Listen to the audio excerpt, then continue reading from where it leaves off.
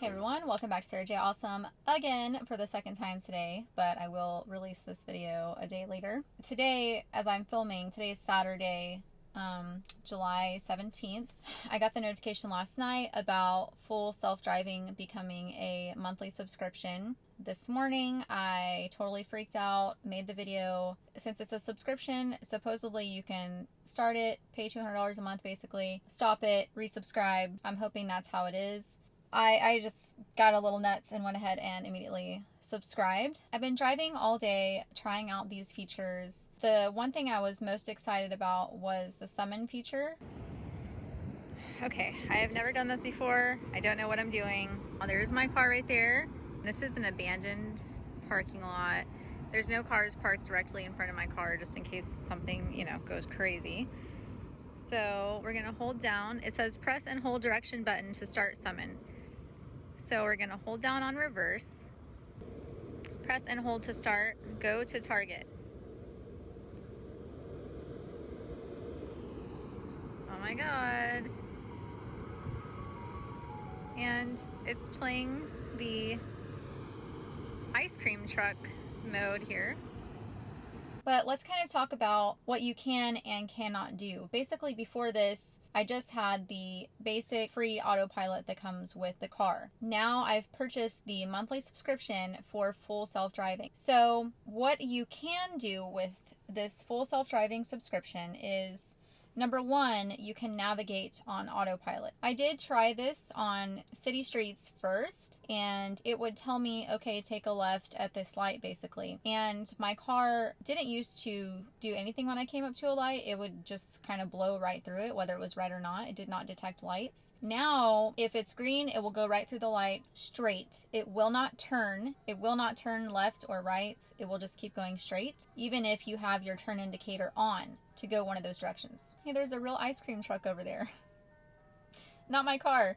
It's a real ice cream truck, not another Tesla. Even though I was navigating on autopilot, it would not turn left or right. It would just go straight through the light. It would stop for a red light, it would slow down for a yellow light, and it would go through a green light, but again, it would not turn. And it would start to turn, and then it would like spaz out, and I would have to take over in the middle of the intersection. In 500 feet, okay, turn left onto engage East autopilot. Sam Houston Parkway South. Now turn left onto East Sam Houston Parkway South. It's telling me stopping for traffic light.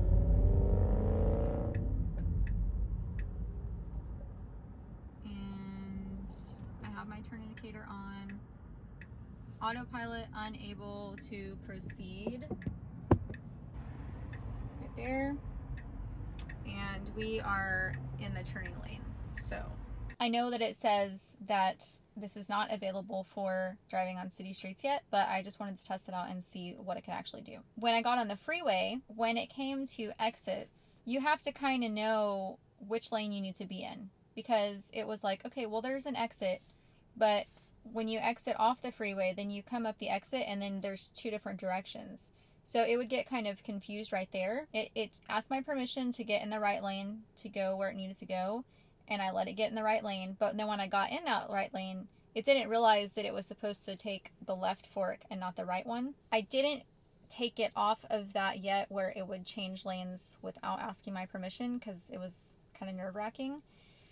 But I'm sure over time I'll get more comfortable with it and let it go ahead and make that lane change decision on its own. If I was driving down a regular road, active full self-driving, going to a destination, and it told me that I need to take a left turn down a certain street, it would just drive right past that street. It doesn't turn on its own down city streets, even with, street signs and correct speed limit and all that stuff. It does not turn at all, basically, on city streets. However, these things being said, I did watch the new video that they released for this full self-driving feature in my Tesla tutorials on my screen. And it did mention that your car needs to be driven for a few hours once you activate this full self-driving subscription so that it can calibrate everything. And so I don't know if that's a few hours of driving in general or a few hours driving while you're actually using the full self-driving feature.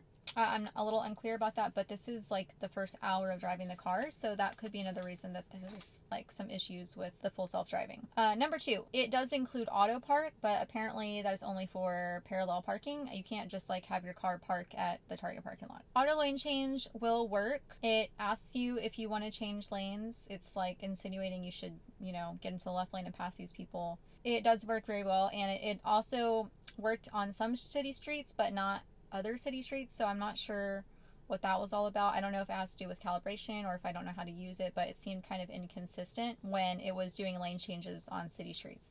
Sometimes it would ask if I wanted to get over, and then like if there was other cars around or a car in front of me and they were going slow. But when I asked it to get into the left lane when there was no cars around me and I was on a city street, it wouldn't switch lanes on its own, which was really strange because it was in full self-driving and it was 45 miles per hour zone and it was 3 lanes going one direction. And I asked it to get in the left lane and there was no cars around and it wouldn't change. So it will do it on the freeway if there's no cars around, but it won't do it on the city street. But it would pass cars if they were going slow. So I don't know about that. Smart summon, it did work. I got out of the car and I had the car drive to me. It was parked in a parking spot in a abandoned parking lot, and I had it drive over to me. Once it reached me, then I tried to walk off further and then hit summon again to bring it to me again, and it just kept spazzing out, moving the steering wheel back and forth and kind of jerking a little bit, and it wouldn't come any further to me. I don't know if that's because it had already reached me, and then I was like, wait, I'm gonna walk further, and then it was like, I already came to you. So I'm not sure what that was about, or if it was because there was a dumpster right next to it. So I'm gonna keep trying summon out, but for now that was the only test I was able to do. So basically it comes with navigate on autopilot, it comes with auto park, it comes with auto lane change, it comes with smart summon, it comes with traffic light and stop sign control, but this full self-driving for $200 a month does not yet come with auto steer on city streets. So no turning on city streets for you. It said that it will be available later this year. In my opinion, if you think it's worth it for the first 5 things that it includes to pay $200 now, then go for it. But if you're really looking forward to it turning for you on city streets and seeing how that works, I think that you should probably wait until they release that later in the year, so you don't waste your $200 a month up until they finally release that in that update. That's all I have for this video. I know it's kind of a long one, but I kind of wanted to explain what it includes and what it does not include. So I hope this was helpful, and I hope everyone is having fun with the full self-driving subscription, and please, for God's sake, be careful. I did have quite a few issues.